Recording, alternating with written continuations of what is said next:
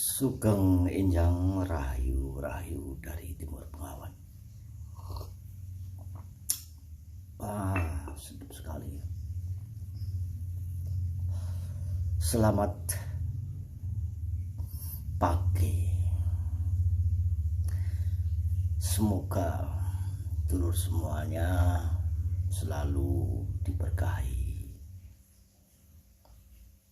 dikasih kemuliaan, dikasih kesadaran dan kewaskitaan.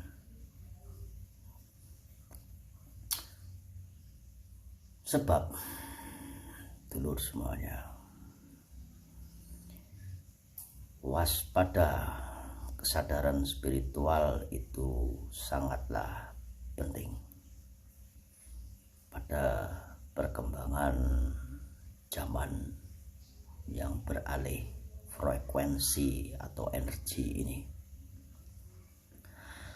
Waskita yang artinya awas kepada kita, atau kalau dalam bahasa Indonesia waskita itu adalah tahu akan sesuatu yang sebelum terjadi. Awal pertengahan dan akhir mungkin dari kedangkalan spiritual saya. Apakah orang waskita itu sesuatu yang mengagumkan? Oh, tidak. Kewaskitaan itu terjadi dan bisa dilakukan karena samadhi.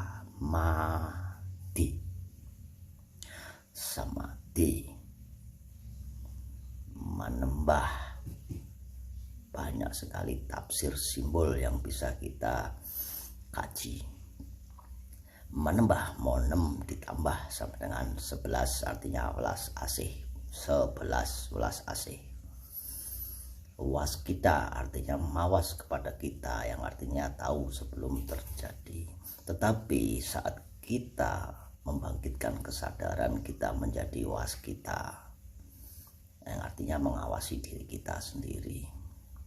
Dan jikapun apa yang kita lihat itu adalah suatu kebenaran, nanti akan terjadi, kita ini hanya menjadi sebuah atau seorang saksi atas kejadian yang terjadi di situ saja, tidak lebih. Jadi kewaskitaan itu hanya membuat kita menjadi saksi atas kejadian besok yang akan terjadi. Dulur semuanya, jika kita mau belajar siapakah yang maha tahu dan siapakah sang pencipta atau kan kintoyo ngopo, itu tidaklah penting, karena kita tidak akan mampu untuk melihat bahkan sampai bertemu dengan beliau, karena beliau adalah sumber dari segala sumber, gaib dari segala gaib. Nah, apakah kejadian waskita atau meramalkan masa depan itu sebuah gaib? Bukan, itu masih material kasar, masih mengetahui tentang kejadian yang ada, tentang planet, tentang bumi dan seisinya. Gaib itu sesuatu material yang halus. Nah, untuk menuju ke sana ya kita nggak nyampe umur kita. Kita ini umurnya berapa? Ya, umur kita itu hanya cukup untuk mempelajari apapun yang ada di sini. Itu aja juga belum selesai. Harus kehidupan lainnya lagi. Nah, tetapi kita bisa belajar sosiologi.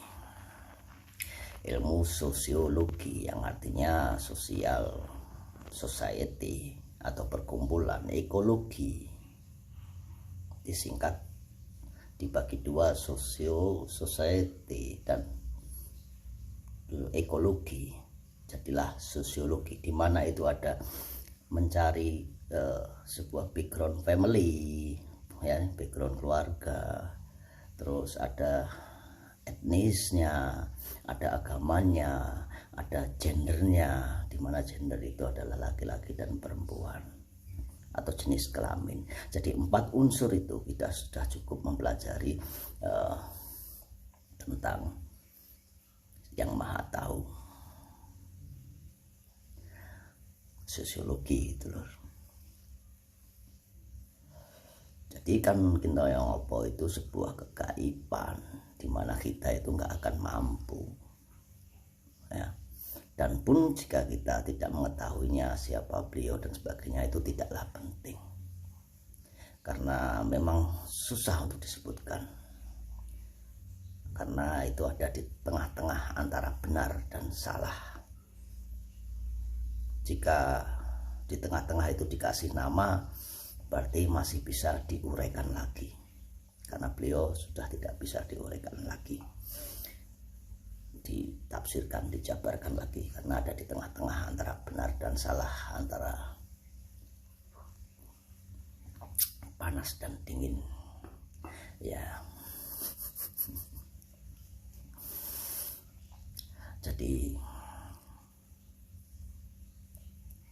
jikalau sang kesatria ini masih bisa dicari dan masih bisa dijabarkan, karena sang satria ini mencintai Nusantara dan budayanya. Jadi satria dan alam serta leluhur akan marah sekali jika budaya itu ada yang mencoba memusnahkan budaya atau menghancurkan budaya. Tetapi budaya itu akan berubah secara harmoni jika perubahan budaya itu tidak atas tujuan tertentu, yaitu tujuan kekuasaan, tujuan kesewenang-wenangan, dan tujuan fulus, ya dulur. Karena budaya itu pasti akan mengikuti dan harmoni. Contohnya ketika kita makan nasi, apakah makan nasi itu pakai sendok? Yang mana yang benar? Makan nasi pakai sendok atau pakai sumpit?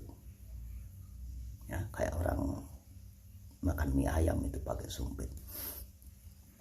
Nah, kebudayaan lama-lama berubah, maka leluhur, alam semesta, dan sang satria peningit itu tidak menjadikan sebuah masalah. Tetapi ketika budaya itu dikuasai oleh kekuasaan pribadi dan dihancurkan oleh ego serta, maka alam semesta, leluhur, dan satria peningit akan datang dan mencari keadilan. Contohnya, kita minum air dan kita membutuhkan air. Ketika air itu ditambah esens atau perasa berwarna merah, stroberi dan sebagainya, dengan sendirinya akan tidak apa-apa. Tetapi ketika semua dipaksa meminum minuman yang bersoda dan dalam sebuah promosi itu menggusur, menghancurkan air, maka air akan meluap demi diganti dengan rasa yang lain atau soda atau minuman yang berkarbonasi. Jadi bijaksanalah di dalam Nusantara ini. Siapakah Anda, saya, dan kita adalah jiwa Jawa, jiwa leluhur, jiwa alam semesta Dwipa. Ya, itu dulur. Jadi jangan heran jika nanti alam semesta bergejolak semakin tinggi dan menghancurkan bangunan-bangunan yang dibangun oleh kekuasaan. Kalau saya dulu bilang mungkin dibangun oleh orang-orang yang punya uang. Siapa yang punya uang? Ya, itu 1 tahun yang lalu. Tetapi jika masih seperti ini, kesewenang-wenangan apapun itu, kekuasaan apapun itu, dan maka ketika budaya itu diluluh lantahkan, leluhur alam semesta akan mencari keadilannya. Rahayu, rahayu dari timur.